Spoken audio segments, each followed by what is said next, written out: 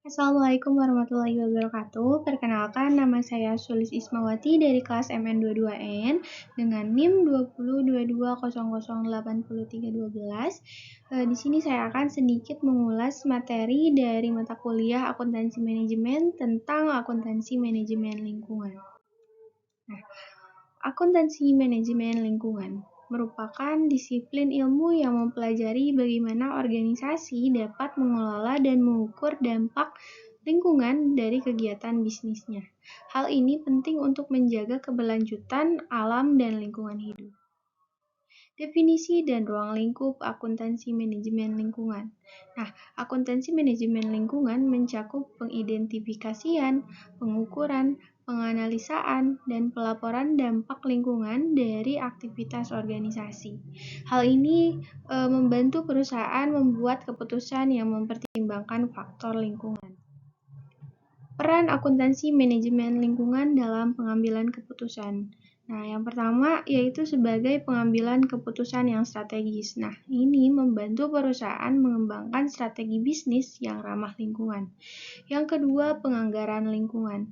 Nah, ini mengalokasikan sumber daya untuk pengelolaan dan perlindungan lingkungan.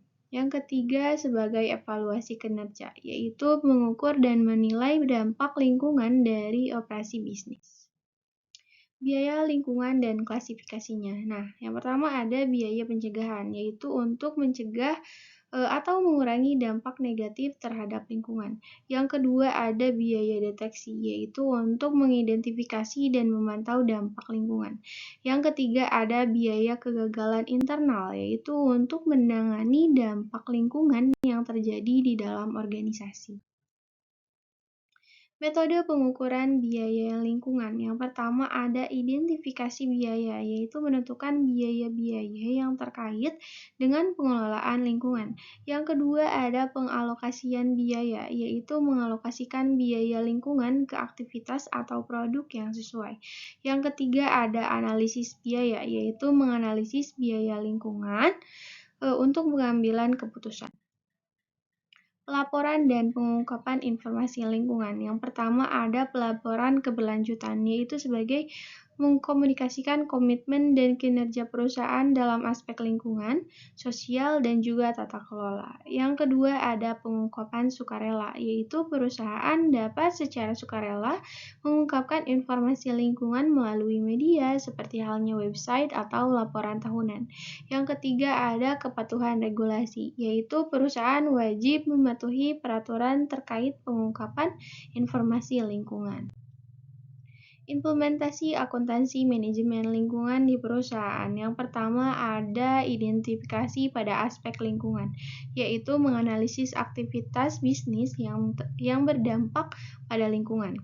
Yang kedua ada pengukuran dan pengendalian, yaitu mengukur dan mengendalikan dampak lingkungan yang signifikan. Yang ketiga ada pelaporan dan ada perencanaan dan pelaporan, yaitu merencanakan dan melaporkan kinerja lingkungan perusahaan. Tantangan dan manfaat penerapan akuntansi manajemen lingkungan. Yang pertama dari segi tantangan, nah ini kompleksitas pengukuran dampak lingkungan dan biaya terkait. Nah, untuk dari segi manfaatnya yaitu meningkatkan citra perusahaan dan kepatuhan terhadap regulasi.